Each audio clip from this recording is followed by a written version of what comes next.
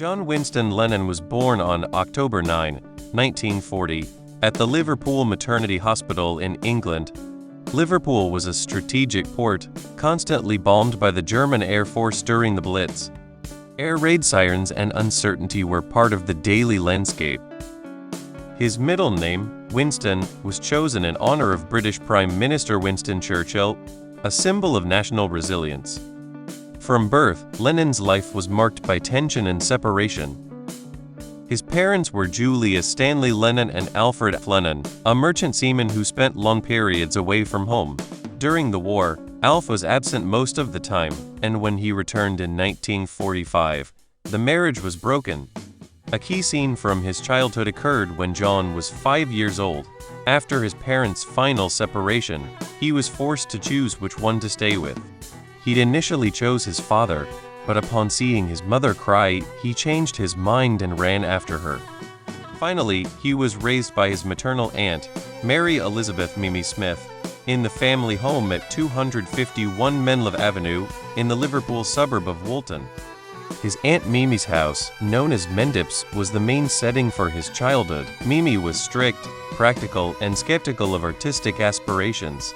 His more amiable uncle, George Smith, quietly supported his intellectual curiosity. John was an intelligent but troubled child. From a young age, he displayed a sharp wit, a boundless imagination, and a tendency to mock.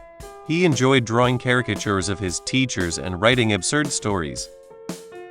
He attended Dovedale Primary School, where he already stood out for his restless nature. Later, in 1952, he entered Quarrybank High School. There, he began to forge his rebellious identity. He defied authority, played practical jokes, and wasn't exactly a diligent student. However, he showed talent in literature and art. During those years, the world was undergoing significant changes: the coronation of Elizabeth Roman II in 1953, the rise of American cinema, and the expansion of radio as a mass medium. The young Lennon absorbed these cultural influences. Although he didn't live with his mother, John maintained frequent contact with her. Julia was cheerful, unconventional, and a music lover. She was the one who taught him his first chords on a banjo, a more accessible instrument than a guitar at the time. She taught him popular American songs such as "Ain't That a Shame" from Fats Domino, and "That'll Be the Day" from Buddy Holly. Rock and roll was being born in the United States, and artists like Elvis Presley, Chuck Berry, and Little Richard were beginning to revolutionize youth music. In 1956, when Elvis appeared on British television, it was a cultural phenomenon. For John, it was a revelation.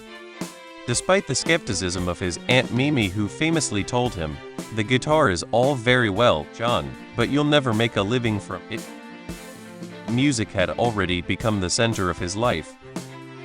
In 1956, at the age of 15, inspired by the skiffle craze, a British musical style based on American folk and blues, John decided to form his own band. The group was called the Quarrymen. All you needed were cheap guitars, a bass guitar improvised from a tea box, and a washboard for percussion. Among the members who were part of the band in its early stages were John Lennon, Eric Griffiths, Pete Shotton, Rod Davies, Colin Hanton, Bill Smith, Len Gary, and Nigel Walley. On July 6, 1957, the Quarrymen played at the parish festival at St. Peter's Church in Woolton. That day, a 15-year-old named Paul McCartney was introduced to John by a mutual friend, Ivan Vaughan.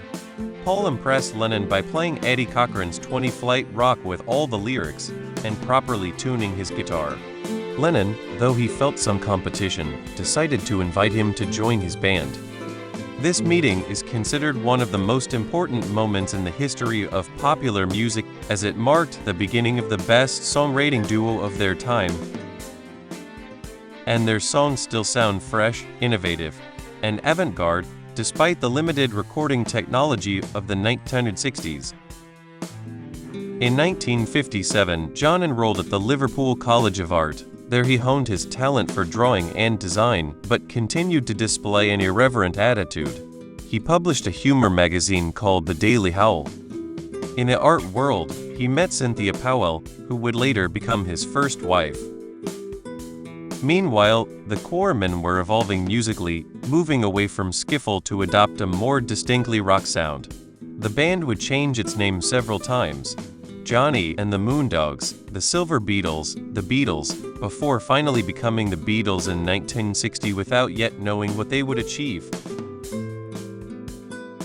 In July 1958, one of the most painful events in John's life occurred.